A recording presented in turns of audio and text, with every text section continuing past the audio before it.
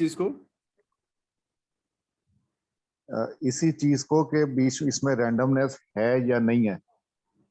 हाँ, मैं वही चीज बताता हूँ आपको। मैं क्विकली थोड़ा सा रिपीट कर दूं, ये मेरा ख्याल है रिकॉर्डिंग नहीं हुई पिछली जो मैंने बातें की है। मैं बेसिकली ये आप लोगों को the point I want to drive home is कि जब भी आप एक रिग्रेशन मॉडल बनाते हैं और अपने हिसाब से उसके अंदर तमाम इंपॉर्टेंट वेरिएबल्स ले आते हैं, तो फिर उसके बाद रेजिजुअल्स जो होते हैं उनके अंदर कोई पैटर्न नहीं होना चाहिए। रेजिजुअल क्या चीज़ है वो मैंने आपको बताया कि ये जो हमने रिग्रेशन लाइन लगाई, ये अब सारे के सारे पॉइंट्स तो इसके ऊपर नहीं है, तो कौन सा पॉइंट इस लाइन से कितना दूर है उसको हम कहते हैं ये रेजिजुअल है। रेजिड्यू कहते हैं बच जाने वाली चीज़ को। तो ये जो बच गया है इन सब को हम जो प्लॉट करते हैं उसको हम कहते हैं रेजिजुअल प्लॉट। अब रेजिजुअल प्लॉट जो है वो उसके अंदर पैटर्न नज़र नहीं आना चाहिए। जो मैंने आपको एग्जांपल दी वो ये कि जैसे हमारे अदालतों में केस चलते हैं और एक ही बंदे के खिलाफ या एक ही पार्टी के खिलाफ केस आए, तो वो कहता है यार ये देखो देयर इज अ पैटर्न, हर फैसला मेरे खिलाफ आ रहा है। वरना अगर ये जज सही होता तो एक फैसला मेरे खिलाफ आता, एक दूसरे के खिलाफ आता, एक मेरे खिलाफ आता, एक दूसरे के खिलाफ, ये तो सारे मेरे खिलाफ आ रहे हैं। इसका मतलब है जज बाइस्ड है। ये इस सारे केस में वेरिएबल ये है कि द जज इज बाइस्ड। दूसरा बंदा कहता है नहीं ये पैटर्न है बिल्कुल ठीक है, लेकिन वेरिएबल ये नहीं है कि जज इज बाइस्ड, वेरिएबल ये है कि हर दफा तुम चोरी करते हो इसलिए हर दफा तुम भी पकड़े जाते हो। तो ये तो नहीं हो सकता कि चोरी तुम करो और पकड़ा मैं जाऊं, तो पकड़े तो तुम ही जाओगे। तो वेरिएबल बिल्कुल सही मौजूद है और वेरिएबल है तुम्हारी चोरी। तो इसी तरह वो बात ठीक है बिल्कुल कि अगर ना ये बंदा चोर होता और ना ही जज बाइस्ड होता तो फिर तो रिजल्ट रैंडम आने थे, एक इसके खिलाफ आ जाता एक उसके खिलाफ आ जाता। तो इसी तरह रिग्रेशन के अंदर भी अगर आपने सारे के सारे फैक्टर्स काउंट इन कर लिए हैं, वो आपके मॉडल में आ गए हैं, तो फिर जो रेजिजुअल बचा, जो ये distance from the regression line बचा, ये फिर रैंडम होना चाहिए। इसके अंदर कोई पैटर्न नहीं होना चाहिए। अगर पैटर्न नजर आ रहा है आपको, इसका मतलब है कि you have missed some variable, और अब आपका नेक्स्ट ऑर्डर ऑफ बिजनेस ये होगा कि आप उस वेरिएबल को ढूंढें। और एक बात मैंने आपको और बताई कि रैंडमनेस जो है वो it is at the heart of statistics. जितने भी स्टेटिस्टिकल मॉडल्स बनते हैं वो ये अज्यूम करके बनते हैं कि डेटा इज रैंडम। अगर कोई पैटर्न है तो उसका वेरिएबल मैंने पहले ही आइडेंटिफाई कर लिया है, अब बचा हुआ डेटा जो है इट शुड बी रैंडम, वरना मेरा मॉडल ठीक नहीं है, मुझे किसी और वेरिएबल को ढूंढने की जरूरत है। Why to start with, let's break down and define two basic components of a valid regression model. अब आपके regression model के अंदर जैसा थोड़ी देर पहले आपने देखा इक्वेशन, ये वाली शक्ल थी उसकी कि पहले रिस्पॉन्स था, response is equal to constant जो y इज इक्वल टू 200 था हमारा, प्लस प्रिडिक्टर्स जो भी वेरिएबल थे 5x, प्लस एरर। ये चार चीजें थी हमारी इक्वेशन में। तो इस चीज को हम एक और तरह से भी कह सकते हैं कि रिस्पांस जो है वो डिटर्मिनिस्टिक और स्टोकेस्टिक वैल्यूज का को ऐड करता है। डिटर्मिनिस्टिक का मतलब जिनको मैंने डिटर्मिन कर लिया है या मैं उनको अपने मॉडल के अंदर ले आया हूँ, और स्टोकेस्टिक का मतलब है कि रैंडम चीजें जिनको मैंने मॉडल नहीं किया। क्योंकि कोई भी रियल लाइफ सिचुएशन इन्हीं दो चीजों का पार्ट होती है ना। आप किसी भी दुनिया की प्रिसाइज से प्रिसाइज मशीन पे भी प्रोडक्शन कर लेना, तो वो हर दो पीस एक जैसे नहीं निकलते, उनमें बहुत थोड़ा सा डिफरेंस हो बेशक, लेकिन वो डिफरेंस होता है। वो ऐसे फैक्टर्स पे की वजह से होता है जो प्रॉब्ली आप कंट्रोल नहीं कर सकते। जैसे आप एक टूल से कटिंग कर रहे हैं तो वो tool Aahista Aahista wear out होता जा रहा है। आहिस्ता आहिस्ता वो टूल बना था फर्ज करें 500 कट लगाने के लिए, तो पहले कट और दूसरे कट में यकीनन डिफरेंस होगा, दूसरे और तीसरे में डिफरेंस होगा, तीसरे और चौथे में डिफरेंस होगा, एंड सो ऑन। इसी तरह आपका जो वर्कर काम कर रहा है वो आहिस्ता आहिस्ता थकता जाएगा। इसी तरह आपका जो ऑयल मशीन में यूज हो रहा है आहिस्ता आहिस्ता उसका टेम्परेचर और उसकी विस्कोसिटी चेंज होती जाएगी। अब इन चीज़ों हैं तो ये भी वेरिएबल, लेकिन ये ऐसे हैं कि इनको मॉडल या करना इम्पॉसिबल है या करने की ज़रूरत ही नहीं है, क्योंकि पहले पीस और दूसरे पीस में जो फ़र्क आ रहा है वो इंतहाई छोटा और अनमेजरेबल है, लेकिन फ़र्क है बहरहाल। तो फिर आपका जो भी रिस्पॉन्स बनता है वो दो चीज़ों का कम्बिनेशन होता है। एक डिटर्मिनिस्टिक पार्ट होता है उसका, जो आपने बड़े वेरिएबल्स को लेके डिटरमिन कर लिया, और एक स्टोकेस्टिक पार्ट होता है या रैंडम पार्ट होता है जो कि आपने या डिटरमिन किया नहीं जानबूझ के, या आपने आप डिटरमिन कर नहीं सकते, बहुत छोटा है। इन एनी केस उसको शायद होना ही नहीं चाहिए था, इसलिए वो स्टोकेस्टिक है। तो अगर तो ये बात बिल्कुल ठीक है कि आपकी इक्वेशन डिटर्मिनिस्टिक और स्टोकेस्टिक का कम्बिनेशन है, तो आपकी इक्वेशन ठीक है। लेकिन अगर स्टोकेस्टिक के अंदर भी पैटर्न्स हैं, यानी उसके अंदर कोई ना कोई डिटर्मिनिस्टिक का पार्ट चला गया, फिर प्रॉब्लम है। तो फिर एज ए रिसर्चर आपका काम है कि आप स्टोकेस्टिक के अंदर से वो ढूंढें कि कौन सा डिटर्मिनिस्टिक पार्ट चला गया और उसको डिटर्मिनिस्टिक में लेके आए। इन अदर वर्ड्स आप उसको वेरिएबल बना दें एक और, ताकि स्टोकेस्टिक बिल्कुल ही रैंडम हो जाए। अब ये डिटर्मिनिस्टिक क्या चीज़ है?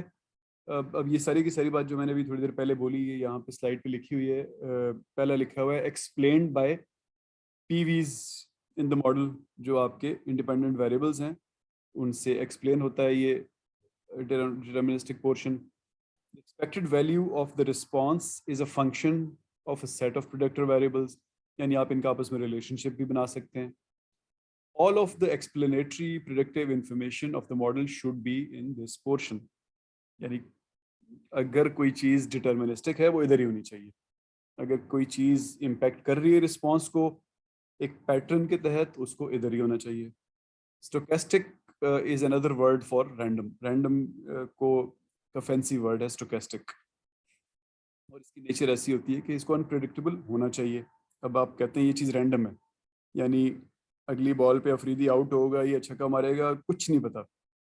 बाबर आजम के बारे में आप कॉन्फिडेंस से कह सकते हैं कि प्रॉब्ली अगली बॉल पे आउट नहीं होगा, और आप अगर ये कहेंगे तो 90% आपकी बात ठीक होगी। लेकिन अफरीदी जब खड़ा होगा, आप कहेंगे मैं नहीं प्रिडिक्ट कर सकता, मुझे नहीं पता, या ये आउट हो जाएगा या ये छक्का मार देगा। तो वो ये इसको कहते हैं अनप्रिडिक्टेबिलिटी। अब ये जो स्टोकेस्टिक है, इसको एरर भी पीछे हमने एक जगह पे कहा था, it is the difference between expected and observed value. यानी अगर ये पार्ट ना होता, स्टोकेस्टिक पार्ट, फिर रिस्पॉन्स जो है वो डिटर्मिनिस्टिक के बराबर होता। अगर ये जीरो होता तो response is equal to deterministic. तो इसलिए ये this is the difference between expected and observed value.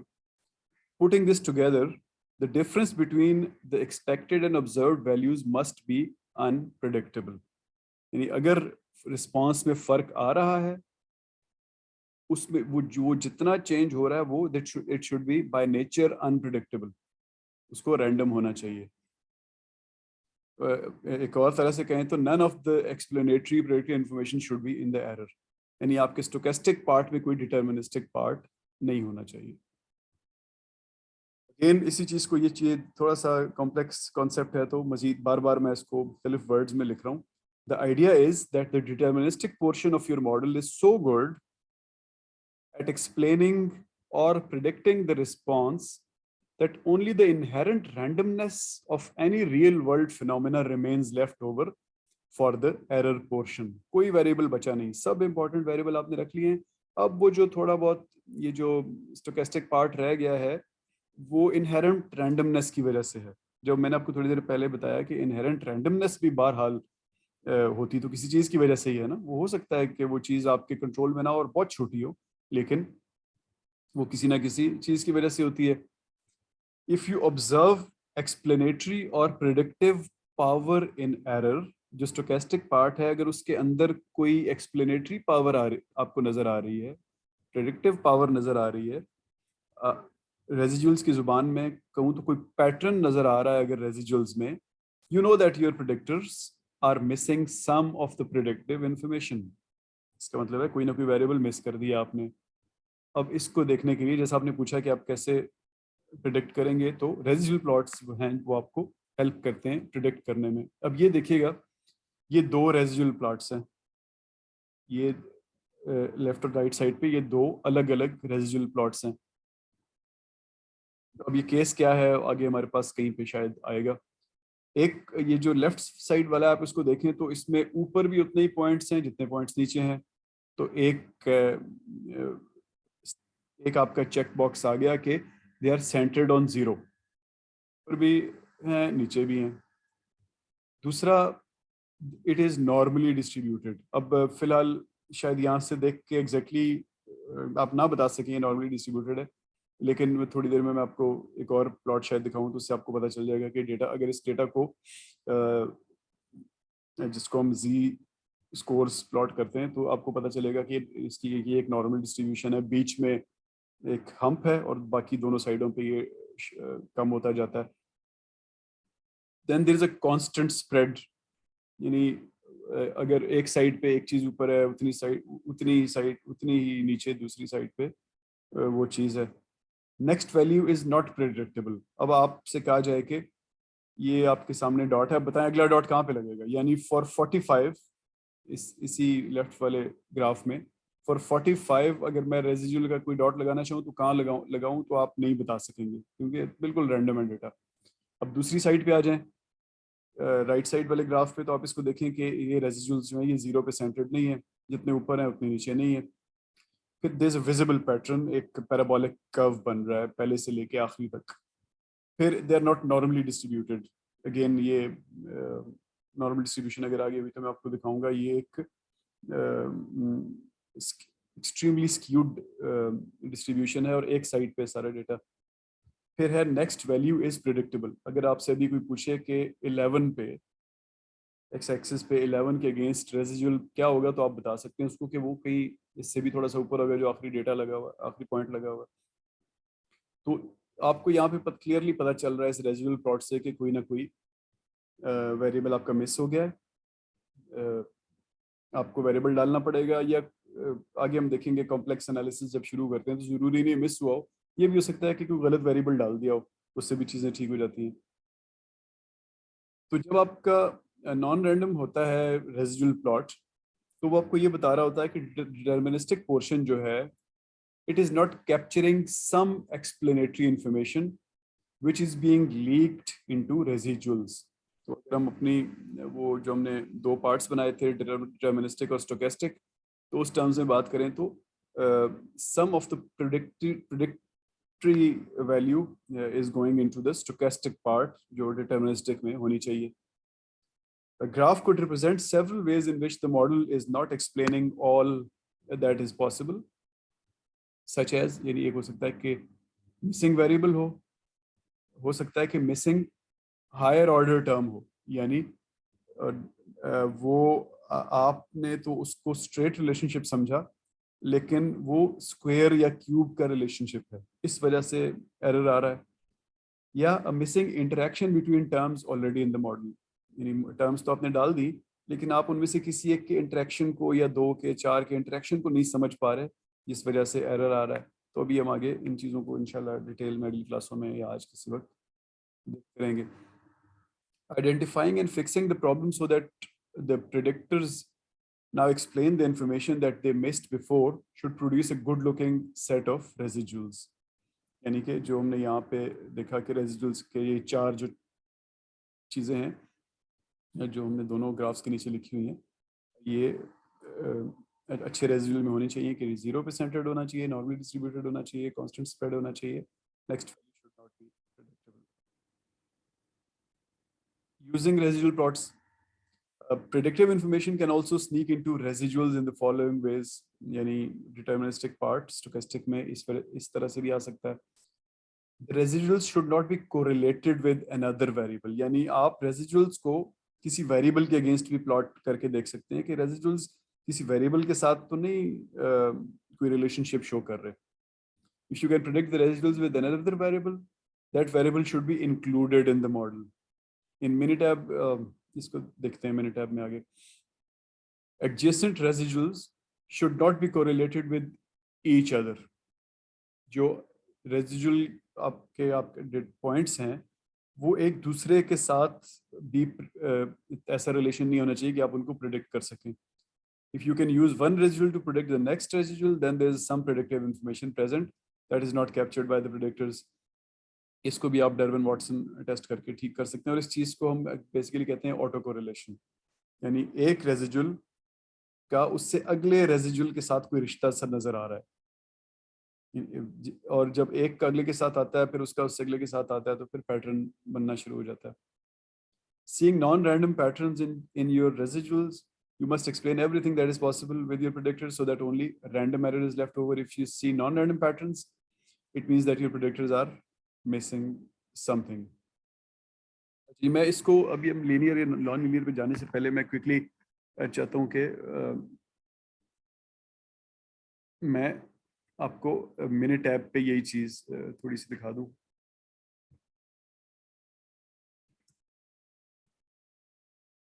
ये मैं मिनी टैब की स्क्रीन आपके साथ शेयर करने लगा हूँ। सर ये एक क्वेश्चन काइंडली जरा क्लियर करें। जी सर। सर ये जो दो पीछे स्लाइड्स हैं जिसमें ये जिसमें ये डिस्कस कर रहे थे ना कि ठीक है, मतलब ये जो मैं स्लाइड्स लगाता हूँ 1 मिनट से। मतलब जिसमें क्या जी सेंटर भी होना चाहिए और वो भी होंगे। जी ये स्लाइड सॉरी नहीं सर इससे ये स्लाइड ये वाली जी जी ये आई मतलब ये कैसे ग्राफ बनेगा, कैसे ये मिनी टैब में बना हुआ है या किसी और पे बना हुआ है सर ये? अच्छा सर देखें बेसिकली ये क्या चीज़ है कि ये वाली बात तो हमें समझ आ गई थी ना, इस ग्राफ में क्या हो रहा है ये समझ आ गई थी ना। जी सर ये समझ आ गई है, बल्कि ठीक है मुझे सर। एक दो आप करें बात, मैं फिर मुझे एक आधा क्वेश्चन और है मैं फिर वो आपसे क्लियर कराता हूँ। अच्छा तो इसमें ना आप हर पॉइंट का डिस्टेंस मेजर करते हैं इस सेंटर वाली लाइन से कि ये कितना दूर है, और वो जो दूरी है उसको यहाँ पे लाके प्लॉट कर देते हैं। बस ये वही एक और शक्ल में यहाँ पे आके प्लॉट हुआ है। वहां पे एब्सोल्यूट वैल्यू प्लॉट हुई थी, यहाँ पे सिर्फ वो डिस्टेंस प्लॉट हुआ है जो सेंटर वाली लाइन से। तो प्लॉट ऐसे करते हैं, मिनी टैब खुद ही करता है, ये आप नहीं करते, मिनी टैब ही करता है। सही है सर। अच्छा सर मेरा एक बस छोटा सा एक क्वेश्चन है, भले एक जरा मतलब क्यूरी कह लें। ये जिस वक्त हम ये बना रहे हैं ये रिग्रेशन, एक्चुअली तो रिग्रेशन कॉज एंड इफेक्ट है, ऐसे ही है ना सर? बिल्कुल बिल्कुल कॉज एंड इफेक्ट में हम फर्दर जाते हैं तो डिपेंडेंट और इंडिपेंडेंट वेरिएबल्स आ गए। जो वो एग्जांपल थी ना कि बारिश हुई तो उससे एक इफेक्ट आ गया, बिल्कुल ठीक है, सर्दी हो गई या उससे ये कोई वो फ्लू हो गया। अब एक तरफ तो ये रिग्रेशन चल रहा है, अच्छा दूसरी तरफ जो कोरिलेशन की भी बात कर रहे थे हम इधर, जी जी। तो मैं ये समझाऊं कि काइंडली क्लियर कीजिएगा कि कोरिलेशन जो है, जो ये डिपेंडेंट वेरिएबल्स है इनकी आपस में लेंगे हम, ऐसे ही है सर? भले फॉर एग्जांपल बारिश की वजह से ठंड हो गई, स्वेटर्स निकल आए, किसी को नमूनिया हो गया, तो ये जो तीन एस्पेक्ट्स हैं जो बारिश की वजह से हुए जो डिपेंडेंट है बारिश पे, जी जी। उनको आपस में जब एनालाइज करेंगे तो वो हम कोरिलेशन करेंगे, ऐसे ही है सर? मतलब अच्छा उनको सर कोरिलेट कर रहे होंगे। हाँ जो जो आप कह रहे हैं वो बात ठीक है, लेकिन इसमें ये समझने की एक जरूरत है कि कोरिलेशन जो है ना वो रिग्रेशन का इनहेरेंट पार्ट होता है। जब भी आपको रिग्रेशन की आउटपुट देता है ना मिनी टैब, वो आपको साथ कोरिलेशन डेटा भी देता है। यही चीज समझने के लिए जो आप कह रहे हैं। अब इसमें जरूरी नहीं है कि ये ऑटो कोरिलेशन, हमने वर्ड यूज किया, कोरिलेशन नहीं किया ना। ऑटो कोरिलेशन एक और चीज है।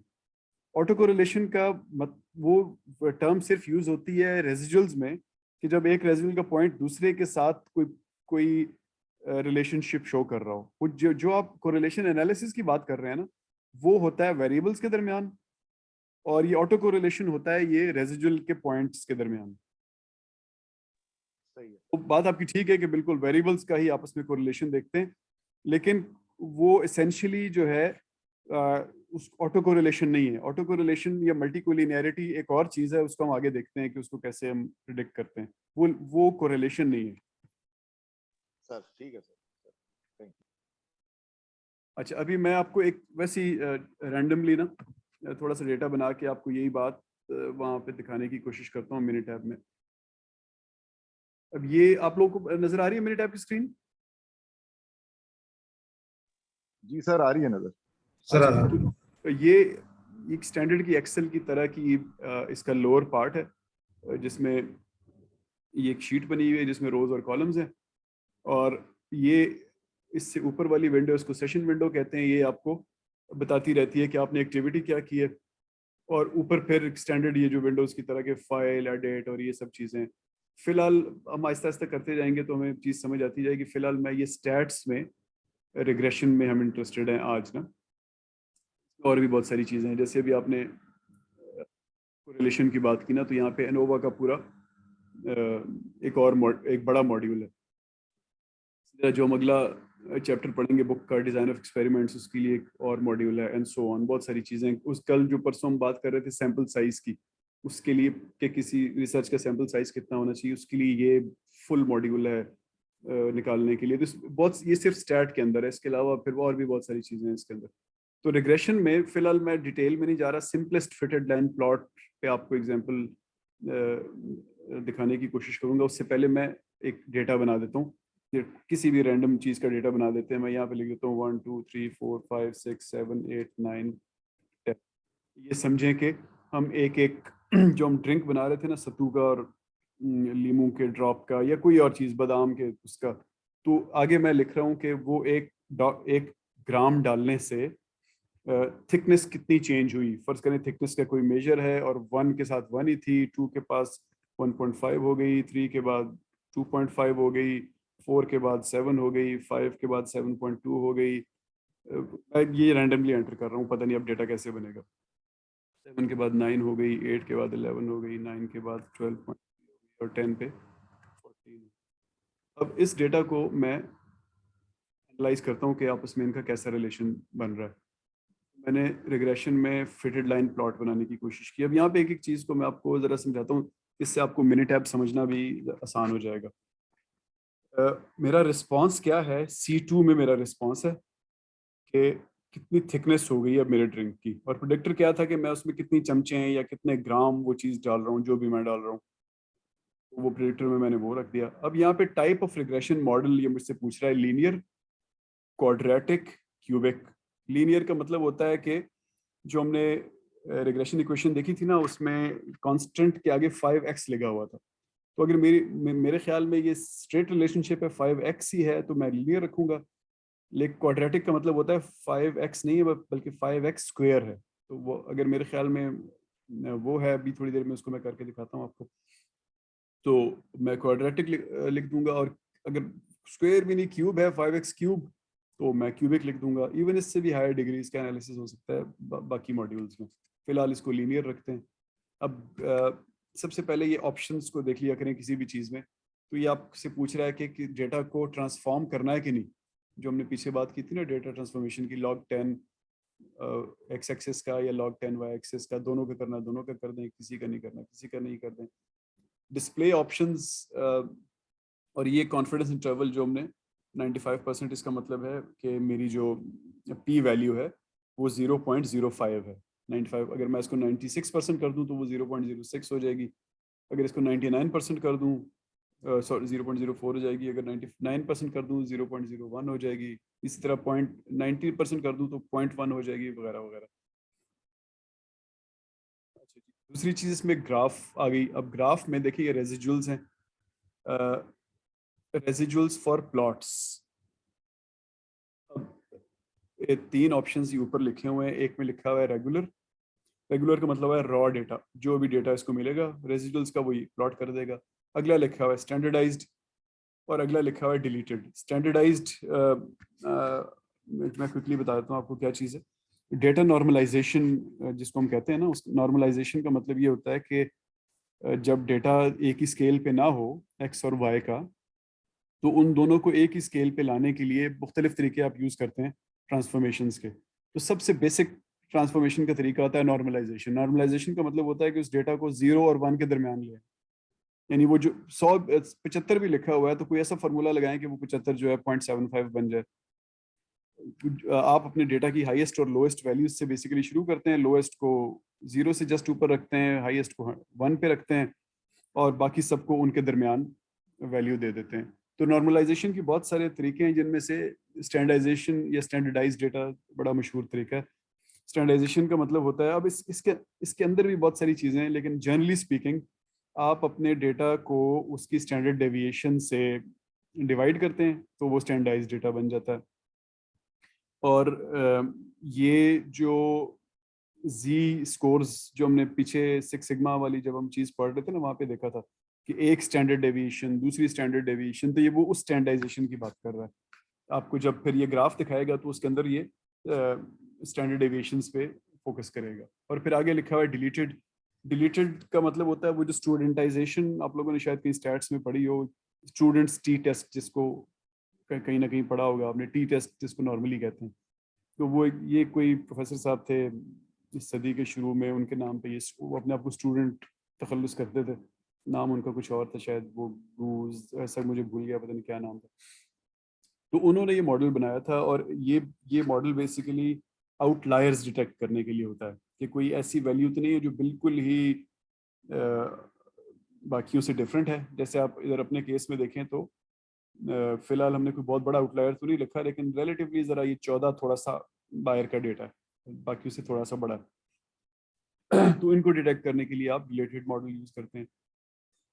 उसके नीचे फिर रेजिडुअल के प्लॉट्स हैं, इंडिविजुअल आपने अलग अलग देखते हैं, तो histogram of residuals, normal plot of residuals, जो मैंने आपको बताया कि हम उसकी नॉर्मल को भी प्लॉट करके देखते हैं कि नॉर्मली डिस्ट्रीब्यूटेड है या नहीं। फिर रेजिडुअल वर्सेस फिट, यानी रेजिडुअल डेटा और फिटेड डेटा, जो लाइन के ऊपर आ रहा है और जो लाइन के ऊपर नहीं आ रहा, उनको आपस में कंपेयर करते हैं। और रेजिडुअल वर्सेस ऑर्डर, कि डेटा की जो सीक्वेंस है 1 2 3 4 5 6 7 8, उसके हिसाब से तो कोई पैटर्न ये शो नहीं कर रहा कि शुरू शुरू में है बाद में नहीं है। तो आप इनको अलग अलग भी देख सकते हैं, नहीं देखना चाहें तो नहीं भी देख सकते हैं, और 4 in 1 प्लॉट भी देख सकते हैं। तो इसकी भी मुख्तलिफ परम्यूटेशन हो सकती हैं। फिर ये स्टोरेज की आपसे ऑप्शन पूछता है कि मैं कौन सा डेटा स्टोर करूँ। अगर आप रेजिडुअल्स को क्लिक करेंगे तो ये यहाँ पे किसी कॉलम में रेजिडुअल्स को भी स्टोर कर देगा। तो मैं रेजिडुअल्स को इसको कह देता हूँ कर दो स्टोर, और 4 in 1 हमने किया था। एक चीज़ और, ये इंपॉर्टेंट चीज़ बताता हूँ आपको, ये मिनिटैप सीखने के लिए सबसे इंपॉर्टेंट है, ये हेल्प वाला बटन। ये जो मुख्तलिफ सॉफ्टवेयर में उनके हेल्प के मुख्तलिफ मॉड्यूल्स होते हैं ना, लेकिन जितना स्ट्रॉन्ग मैंने मिनिटैप का हेल्प का मॉड्यूल देखा है, शायद मैंने और किसी सॉफ्टवेयर का नहीं देखा। इसको आप हेल्प का बटन दबाते हैं तो ये आपको ये इस इंटरफेस में जितनी भी चीज़ें हैं ना, ये जो मैंने भी आपको जुबानी बताई, वो आपको एक एक चीज़ के बारे में सीक्वेंस में बताता है। जैसे आपको बता रहा है ये रिस्पॉन्स, इसका क्या मतलब है, प्रिडिक्टर क्या चीज़ है, टाइप ऑफ रिग्रेशन में लीनियर क्वाड्रेटिक क्यूबिक क्या है, हर एक के आगे उसने एक अलग आर्टिकल लिखा हुआ है। जैसे मैं लीनियर रिग्रेशन मॉडल को क्लिक करता हूँ तो ये यहाँ पे एक छोटा सा आर्टिकल मुझे बता देता है कि ये इसका मतलब क्या है। इसी तरह मैं क्यूबिक वगैरह, ग्राफ्स का एक ऑप्शन है, मैंने ग्राफ्स को क्लिक किया, उसकी डिटेल में ये आ गया कि रेगुलर, स्टैंडर्डाइज्ड और डिलीटेड का क्या मतलब है, एंड सो ऑन। तो इसका कहने का मतलब मेरा ये है कि इसका हेल्प का मॉड्यूल बहुत स्ट्रांग है। आप किसी भी चीज़ को क्लिक करेंगे ना तो वो आप उसी के हेल्प के मॉड्यूल से ही उसको आप 90% प्लस समझ जाएंगे। ये मैं ओके दबा रहा हूँ इस डेटा के लिए। तो अब आप देखें हमारे पास बहुत सारे, अब सबसे पहले सेशन विंडो में देखते हैं इसने क्या लिखा है। ये है जी सेशन विंडो, बड़ी बेसिक सी रिग्रेशन की। सबसे पहले आप लोगों को नजर आ रही है स्क्रीन? जी सर, आ रही है ना। तो ये सबसे सबसे पहले देखें, सबसे पहले इसने रिग्रेशन इक्वेशन लिख दी है। पहले कांस्टेंट है, फिर 1.4767C1 है, एरर कोई भी नहीं इसके अंदर। फिर ये कुछ वैल्यूज हैं, एस, आर स्क्वेयर्ड और आर स्क्वेयर एडजस्टेड। ये क्या है, ये मेरा ख्याल हमारा नेक्स्ट टॉपिक यही है। आज टाइम मिला तो आज करेंगे, वरना नेक्स्ट क्लास में कर लेंगे। मैं ज़रा स्लो जाना चाहता हूँ कि आपके ऊपर बहुत ज़्यादा एकदम चीज़ें सारी ना आ जाए। फिर ये एनालिसिस ऑफ वेरिएंस आ गई इसके अंदर। अब अगेन जो हमने सबसे पहले इक्वेशन देखी थी ना, ये पहली डिग्रीज ऑफ फ्रीडम है। डिग्रीज ऑफ फ्रीडम स्टैट्स में इसका मतलब ये होता है कि आपके पास कितने डेटा सेट्स थे, उनमें से आपने डेटा समझने के लिए कितने लगा दिए। जैसे ये टोटल मेरे पास 10 पॉइंट्स थे ना, तो ये मुझे बता रहा है कि रिग्रेशन जो है उसने 1 यूज़ कर लिया। फिर एरर जो है उसके लिए 8 अवेलेबल थे टोटल मेरे पास, चूंकि रिग्रेशन ने 1 यूज़ कर लिया था उसके ये आइडिया ये होता है कि यहाँ पे मैं 10 के बजाय 50 डेटा पॉइंट्स होते हैं मेरे पास, तो डिग्रीज ऑफ फ्रीडम उतनी बढ़ती जाती है, और जितनी डिग्री ऑफ फ्रीडम होती है उतना अच्छा एनालिसिस होता है। फिर ये स्टैंडर्ड एरर्स और सम ऑफ स्क्वायर्स और ये सब चीज़ें हैं जिनको हम आहिस्ता आहिस्ता जो हमारे पास आगे आते जाएंगे हम देखते जाएंगे। एफ का मतलब इसने यहाँ पे एफ टेस्ट किया है, और पी का मतलब कि हमारी पी वैल्यू यहाँ पे 0.05 से ऊपर। आगे फिर इसने ग्राफ्स लिखे हुए हैं, तो ग्राफ्स पे आ जाते हैं। ये पहला ग्राफ जो है ये फिटेड लाइन प्लॉट है या रिग्रेशन लाइन है ये।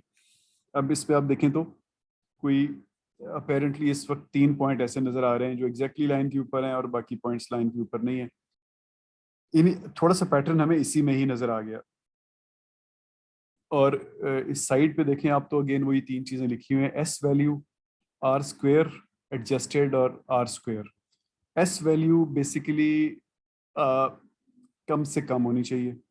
ये आपको ये बता रही होती है कि कितनी चीज़ें जो है वो ये तीनों बेसिकली बता रही होती है कि मॉडल कितना फिट कर रहा है डेटा को मुख्तलिफ अंदाज से। आर स्क्वेयर का मतलब होता है कि 96% जो आपने वेरिएबल रखा था ना वो आपके डिपेंडेंट वेरिएबल को प्रिडिक्ट कर रहा है 96%। एडजस्टेड का मतलब होता है कि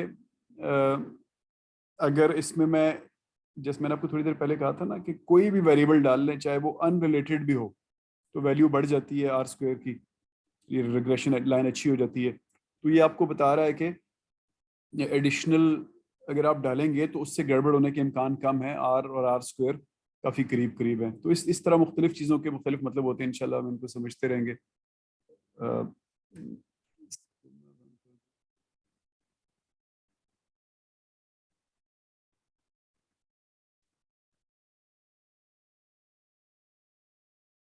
अब ये हमारे पास अगला प्लॉट आ गया, अगला ग्राफ आ गया।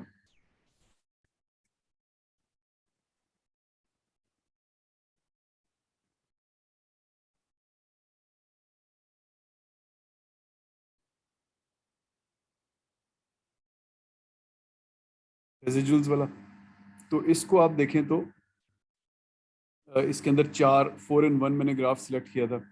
तो सबसे पहले वाले को ऊपर ऊपर लेफ्ट साइड पे सबसे ऊपर वाला है उसको देख लें। तो ये आपको नॉर्मल प्रोबेबिलिटी प्लॉट दिखा रहा है। ये जो सेंटर वाली लाइन है ये नॉर्मेलिटी की लाइन है। इसका मतलब है कि ये डेटा नॉर्मल नहीं है, वरना सारे के सारे इस लाइन पे अलाइंड होते हैं। उसी को नीचे आप देख लें तो वो उसको जो हमारी नॉर्मल हिस्टोग्राम की सेम नॉर्मेलिटी देखते हैं वो बता रहा है।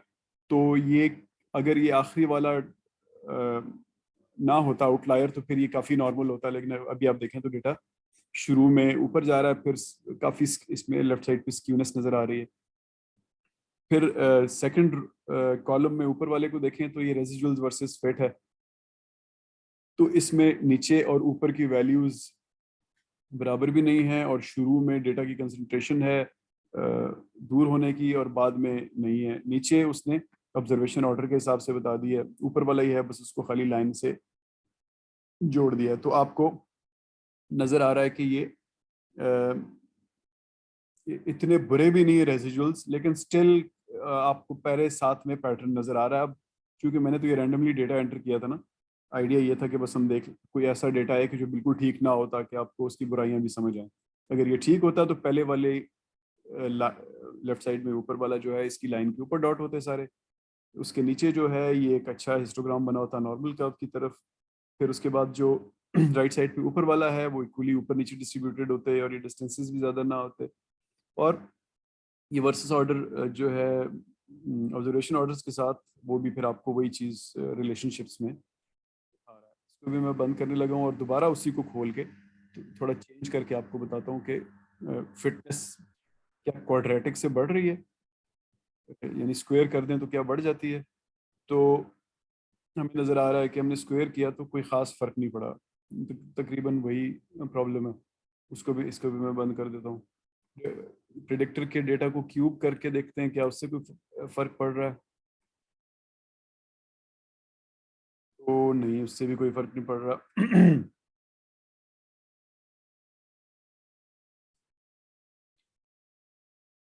ठीक है, तो इसका मतलब है कि ये डेटा 10 डेटा पॉइंट्स थे और मोर और लेस इसने हमें एक 9 आर स्क्वायर की इसने हमें जो वैल्यू दी थी, यहाँ पे कितनी थी जी, 96 एक एक्सेप्टेबल सी वैल्यूज आ गई हैं आर स्क्वायर की भी एस की भी। तो हमें ये रिग्रेशन को एक्सेप्ट कर लेना चाहिए।